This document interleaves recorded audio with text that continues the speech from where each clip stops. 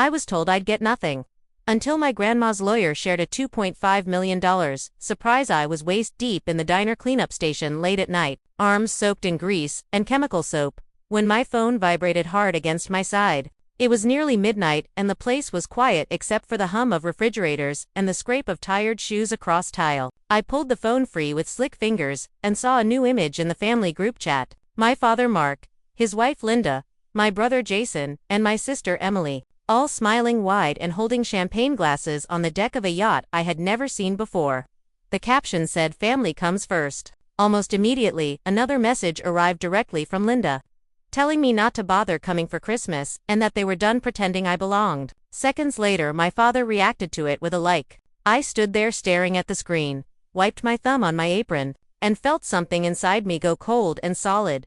There were no tears and no anger, just a quiet snapping sound, like the final thread giving with a. Image was still glowing when the phone buzzed again. This time, an incoming call with no name attached. Usually those calls meant overdue bills or reminders I could not afford to answer. But the timing felt intentional. Exactly 1 minute after the message that erased me, I answered without greeting. A smooth, confident voice asked if this was Hannah. Before I could reply, he told me to turn around and look at booth 4.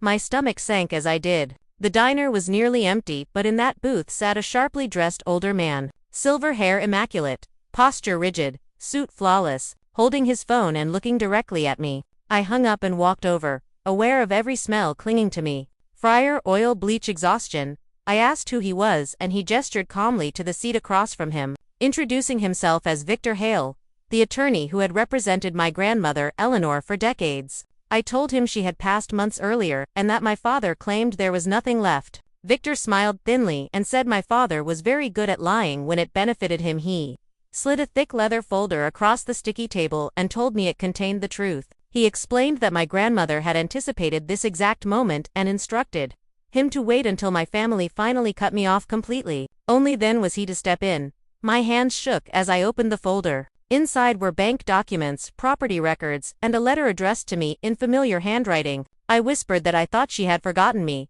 Victor told me she never stopped watching. She knew about my struggles with nursing school tuition, the diner shifts, the unreliable car. Then he said the words that changed everything. "She did not leave you nothing, Hannah. She left you everything." And she left proof. I opened the letter and recognized the careful looping of my name. The sounds of the diner faded as I read. Eleanor apologized for keeping me in the dark and explained that truth was only useful once the enemy revealed themselves. She wrote about the lies my father and Linda had told me my whole life. That my mother Rachel was an addict who abandoned me. That the bad blood ran in my veins. She called it a calculated cruelty. Then she shattered it completely. My mother was not an addict, she was a pediatric nurse. She died in an apartment fire, shielding me with her own body when I was 2. She had a chance to escape, and chose instead to save me. I set the letter down shaking, realizing I had never been unwanted. I had been protected. Victor told me to keep reading. The next page explained why Linda despised me so deeply. Inside the folder was a photograph of my mother holding me as a baby. Her face mirrored mine so perfectly it stole my breath. Eleanor wrote that Linda hated me because I looked exactly like Rachel, because I was living proof of the woman my father loved first and lost, unable to compete with a memory. She tried to destroy the reflection, and my father allowed it, sacrificed his daughter to keep peace in his new marriage. As I absorbed this truth, the sadness I had carried for years began to drain away, replaced by something colder and stronger, clarity. Victor leaned in and told me they had not cast me out because I was worthless. They did it because I mattered. He then explained that the folder also held detailed records of my family spending money they did not yet have, assuming an inheritance would erase it all. The next morning we drove to the house. He told me to let them speak first because arrogance always exposes itself. I pulled my old sedan into the long polished driveway of the Whitecrest estate, the brakes screeching against the silence. A brand new white luxury SUV sat ahead with a bow still attached.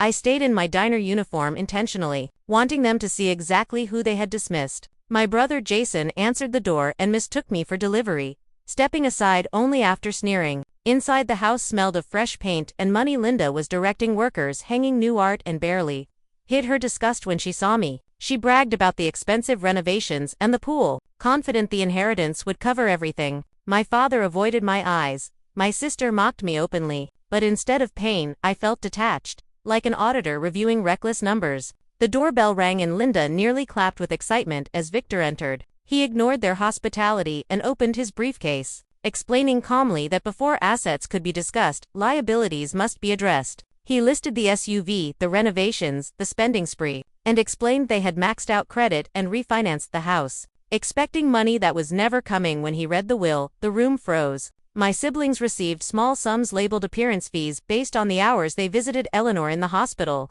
My father and Linda received nothing, and then Victor read my name, granting me the remainder of the estate totaling $2.5 million already transferred into a trust. The silence was crushing. Linda erupted, accusing fraud and manipulation. My father collapsed inward, whispering they could not pay for what they bought. Victor then revealed the final truth.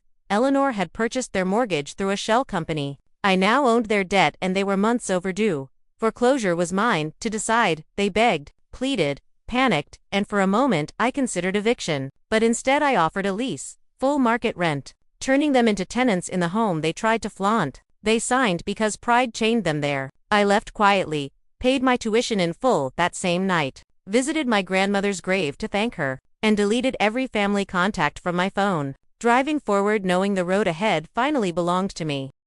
The days after leaving the house passed in a strange calm, the kind that follows a storm when debris is still scattered but the air feels clean. I returned to my tiny apartment and slept longer than I had in years. My phone stayed silent except for bank confirmations and emails from school. The trust account settled smoothly under Victor's guidance, each notification reinforcing that the ground beneath me was finally solid. For the first time I was not bracing for the next blow. I was standing still and letting the quiet exist. Victor insisted we move carefully and deliberately, not out of fear but out of precision. The lease documents were filed and the first payment deadline established. He explained every clause with patient clarity, not as a man enjoying revenge but as someone ensuring no room for misinterpretation. Mark and Linda had signed because their pride could not survive public failure. That pride would now work against them, locked inside monthly obligations and consequences they could not escape. Victor reminded me that structure was kindness to myself. Chaos had ruled my life long enough. I returned to the diner for my shifts while waiting for the next steps. Not because I needed the money anymore, but because routine grounded me. Co-workers noticed the difference immediately. I stood straighter and laughed more easily. The exhaustion still lived in my muscles, but it no longer lived in my chest. I was no longer working to survive an endless emergency. I was working by choice. That distinction mattered more than the paycheck. I told no one about the inheritance. It was not secrecy. It was privacy. Mark called once late at night, 3 days after the lease was signed. His voice sounded smaller than I remembered, stripped of authority and certainty. He talked about stress and confusion, and family memories. I let him speak until he ran out of words. When he asked for understanding, I told him calmly that the lease terms were clear and that communication should go through Victor. There was no anger in my voice, and that seemed to unsettle him more than shouting ever could. The call ended quietly, and I did not feel guilty. Linda tried next, sending long messages filled with swings between apology and accusation. She blamed fear and pressure and misunderstanding. She spoke of family bonds only when they served her need. I did not reply. Silence was not cruelty. It was consistency. She had spent years teaching me that my feelings were inconvenient. Now she was learning the same lesson from a system she could not manipulate. The lease did not care about her emotions, and neither did I. Jason and Emily stayed quiet at first, embarrassment wrapping around them like fog. Eventually Jason reached out, asking about options, jobs, timelines. He sounded confused more than angry. I gave him neutral answers, not advice and not judgment. Emily never contacted me at all. Her silence felt final in a way that brought relief rather than sadness. Not every relationship needs closure when distance itself becomes the resolution. Nursing school resumed with a different weight on my shoulders, one that pushed me forward instead of down. I paid for books without checking my balance 5 times. I focused in lectures without calculating diner shifts in my head. When stress came, it was the kind tied to growth, not survival. I began to imagine a future without bracing for collapse. The image felt unfamiliar but welcome, like stepping into sunlight after years indoors. Victor encouraged me to meet with a financial advisor and a therapist, framing both as tools not luxuries. The advisors spoke in long-term language about sustainability and stewardship. The therapist spoke about grief and identity, and the strange ache that comes when old pain loses its grip. Both conversations were difficult in different ways, but each helped me understand that healing was not a single decision. It was a series of boundaries upheld consistently over time. The first rent payment arrived on time. Processed without comment. Victor forwarded the confirmation with a brief note acknowledging receipt. There was no satisfaction in it, just a quiet affirmation that the system was working. The second month arrived with tension. A delay of hours and then a call from Mark asking for flexibility. I declined without hostility. The lease was clear and consistency mattered. The payment arrived before midnight and I slept deeply that night. I visited Eleanor's grave again as spring began to soften the ground. I told her about school and the lease and the strange peace settling into my days. I did not cry, I smiled. Gratitude felt steadier than grief now. I understood that what she left me was not just money or leverage. It was truth and timing and the permission to stop shrinking. She had trusted me to carry that forward responsibly as weeks passed. The house remained theirs in appearance only, a stage set maintained by obligation rather than pride. Neighbors waved and assumed prosperity continued. None of that mattered to me. I was not watching for their downfall. I was building my own life deliberately and without spectacle. Power did not need performance. It needed boundaries and follow-through. Lessons I learned the hard way and would not forget. I began planning a move closer to campus. Not into luxury, but into convenience and light. A place that felt mine rather than temporary. One donated my old diner uniform, instead of throwing it away, honoring the version of myself that survived long enough to choose differently. When I packed my things, I noticed how little I truly needed. The absence of clutter mirrored the absence of fear. The inheritance did not make me someone else. It revealed who I had been trying to protect all along. Capable and thoughtful and deserving of stability. I did not seek revenge and I did not seek approval. I sought alignment. My life finally matched the effort I had always given, and that balance felt like freedom. By the time summer approached, the noise of the past had faded into background memory. Not erased but no longer directing my steps. I knew there would be moments of doubt and echoes of old wounds, but I also knew I had tools and truth and time, and that combination was stronger than anything taken from me. I moved forward without looking back. Not because I was running, but because there was finally somewhere worth going. Summer arrived quietly, and with it a rhythm I had never known. Days organized by intention instead of reaction. I moved into a modest apartment, closer to campus with large windows and creaky floors that felt honest. Sunlight poured in every morning and reminded me that time was moving forward whether I feared it or not. I furnished the place slowly, choosing pieces that felt solid and unpretentious. Nothing flashy and nothing borrowed. Every choice was mine, and that mattered more than appearances. Classes intensified, and so did my focus. Clinical rotations demanded long hours and emotional discipline, but I noticed how differently I handled stress now. I no longer carried the constant hum of dread beneath every task. When mistakes happened, I corrected them instead of internalizing shame. Instructors noticed my confidence growing, and peers leaned on me more often. I was no longer invisible, and I did not need to announce myself to be seen. Victor checked in regularly but without hovering. His role shifted from guardian to advisor.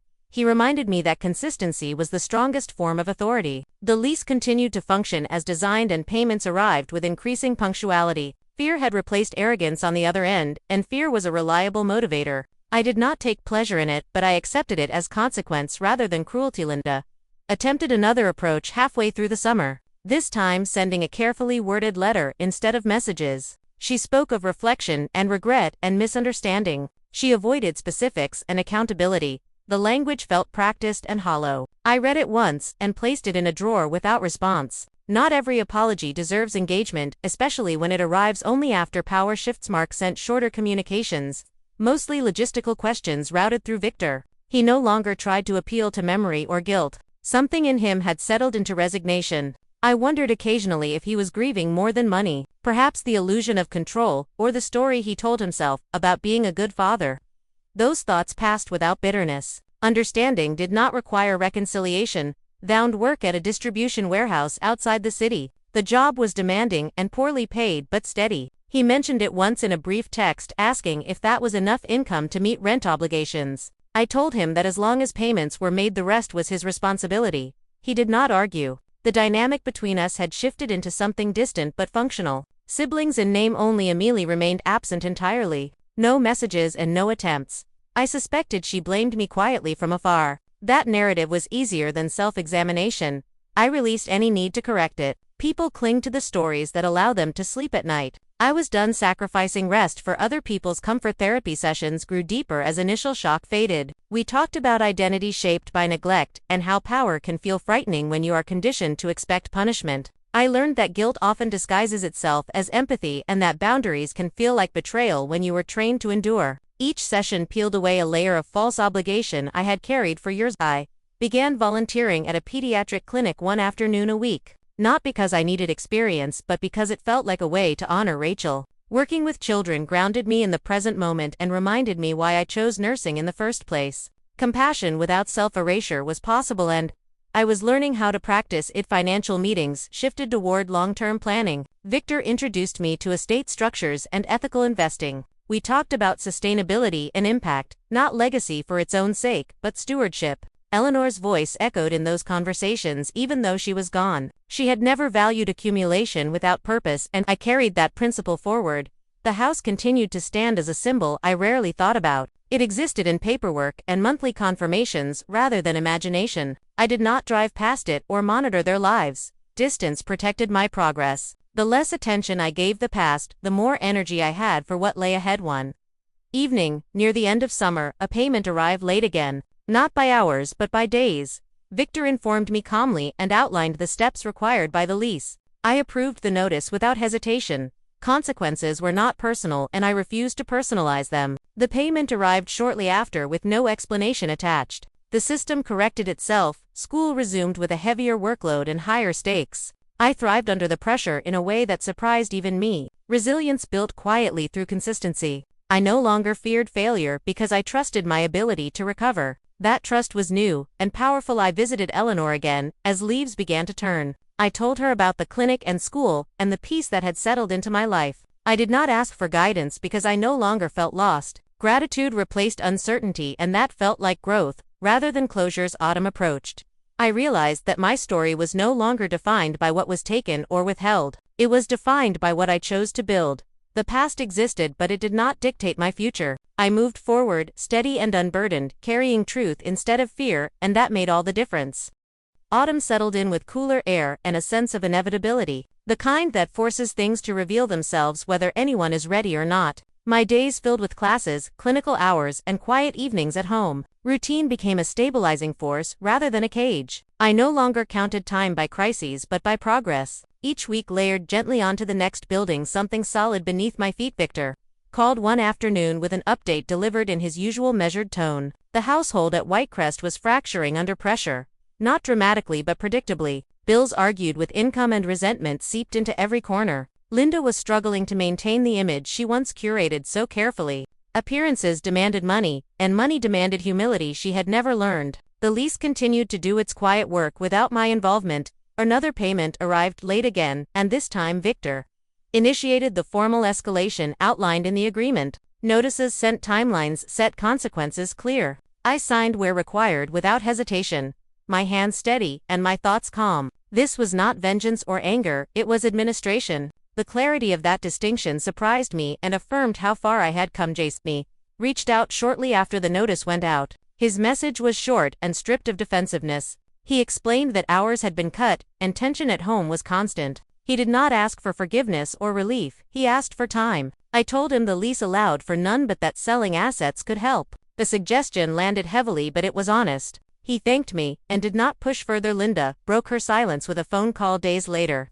Her voice tight and rehearsed as if she had practiced the conversation alone. She spoke about pressure and mistakes and how families bend without breaking. She hinted at public embarrassment and private suffering. I listened without interrupting and then told her calmly that the lease governed our relationship and that Victor would handle further communication. She raised her voice and accused me of cruelty. I ended the call gently without responding to the accusation. Mark did not call. His absence felt heavier than his presence ever had. Through Victor, I learned that he had begun spending nights away from the house, retreating into silence rather than confrontation. The man who once avoided conflict by sacrificing me was now avoiding it by disappearing entirely. I felt a flicker of sadness for what he might have been capable of, and let it pass. At school, my focus sharpened as final evaluations approached. Instructors praised my consistency, and patients responded to my calm presence. I felt aligned with the work in a way that reassured me I had chosen the right path. Long hours no longer drained me completely because they fed a sense of purpose rather than obligation. Therapy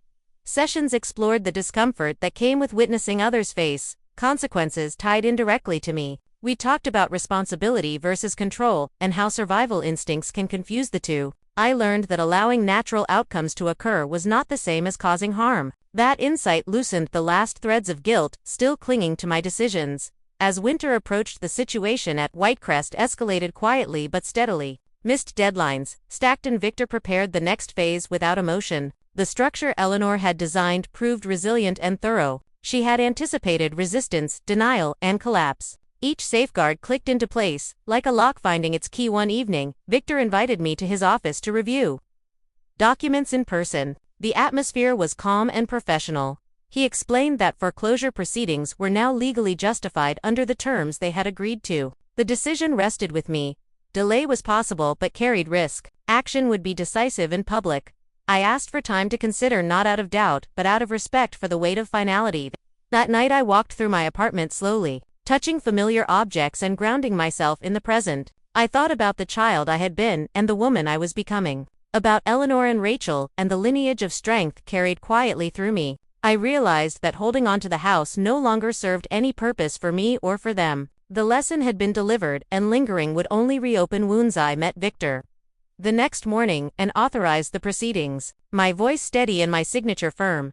He acknowledged the choice without commentary and moved forward immediately. Efficiency replaced emotion, and that felt right. This was not a dramatic ending but a necessary one. News traveled quickly once legal notices were posted. Linda attempted one final message filled with panic and accusation. I did not read it fully. Jason sent a brief apology without elaboration. Mark sent nothing. Their reactions were no longer mine to manage. I focused on exams and self-care and preparing for the next stage of my life. When the house was officially reclaimed by the bank intermediary and prepared for sale, I felt a surprising sense of relief. The physical symbol of my past no longer tethered to me. Whatever happened next would unfold without my involvement. The chapter closed cleanly without the mess I once feared. Winter arrived with early darkness and a quiet I welcomed. My days grew simpler and more intentional.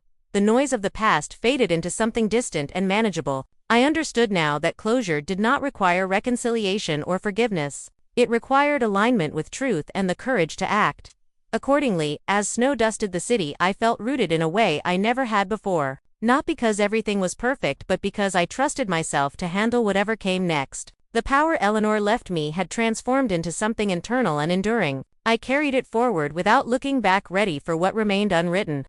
Winter deepened, and with it came a stillness that felt earned rather than empty. The foreclosure process moved forward without spectacle, and the house passed quietly into new hands. I did not attend viewings or follow listings. Once the final documents were signed, the last thread tying me to that place dissolved. I expected to feel triumph or sorrow, but instead there was only calm. The kind that settles in after long tension. Finally releases. Victor confirmed the final accounting and closed the remaining files with careful precision. He congratulated me not on the outcome but on my restraint. He said many people confuse power with punishment and end up trapped by their own anger. I thanked him for teaching me structure when chaos had been all I knew. Our professional relationship shifted naturally into something lighter and less frequent. His role complete. Jason sent one final message informing me that he and Emily had moved out before the sale was finalized. He said they were staying separately with friends and trying to rebuild. There was no accusation in his words and no request for help, just information. I replied with a simple acknowledgement and wished him stability.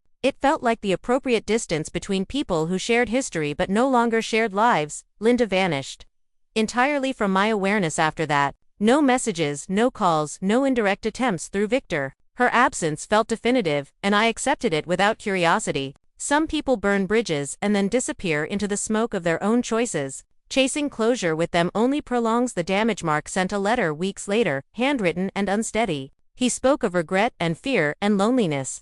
He apologized without naming specifics and admitted he did not know how to fix what he had broken. I read it slowly and folded it carefully. I did not respond immediately. Time had taught me that urgency often masks avoidance in therapy. I talked through the letter and the impulse to soothe him, the familiar urge to absorb discomfort for the sake of peace. We discussed how compassion does not require self-sacrifice and how accountability loses meaning when it seeks comfort rather than repair. I decided not to reply. Silence was not punishment, it was honesty. I could not give him absolution he had not earned through change. Graduation approached with a steady inevitability, exams completed and clinical hours logged. The final weeks passed in a blur of preparation and reflection. I stood in my apartment one evening surrounded by textbooks and notes and realized how far I had traveled internally. Knowledge had replaced fear and self-trust had replaced apology at the ceremony.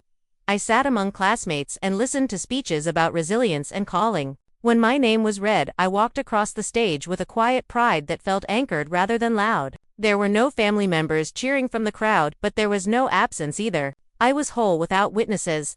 Afterward, I took myself to dinner at a small restaurant near campus. I ordered without checking prices and toasted quietly to Eleanor and Rachel, and the version of myself that survived long enough to arrive here. The glass trembled slightly in my hand, not from nerves, but from gratitude. I accepted a position at the pediatric clinic where I had volunteered. The offer came with mentorship and growth rather than prestige. It felt aligned with my values and my history. Working with children grounded me in empathy without erasing boundaries. I carried Rachel with me into every exam room, not as loss but as legacy. Financial planning continued with intention rather than urgency. The trust funded education, housing, and a long-term safety net. I established scholarships in Eleanor's name for students facing housing insecurity, not announced and not publicized. Impact did not require applause. Spring arrived again, and with it a sense of renewal that felt internal rather than seasonal. I moved to a slightly larger apartment closer to work, filled it with light and plants and quiet mornings.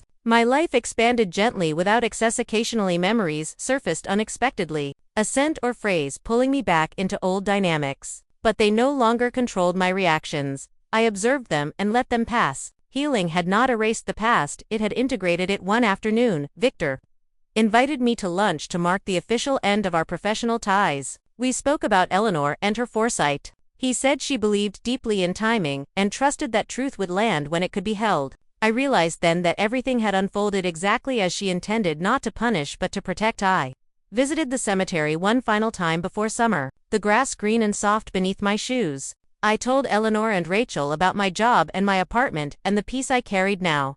I did not ask for anything. Gratitude filled the space where questions once lived. Driving home, I thought about power and how differently it had manifested than I once imagined. It was not dominance or revenge or spectacle. It was choice and steadiness and the refusal to abandon myself again. I understood finally that inheritance is not just what is given but what is claimed. Eleanor left me resources and truth, but I had chosen boundaries and growth. Together they formed something lasting. As I merged onto the highway, sunlight stretching ahead, I felt unburdened and open. The road no longer symbolized escape but direction. I carried my story forward without shame or secrecy. Not rewritten but reclaimed. For the first time my future felt wide and quiet and entirely my own.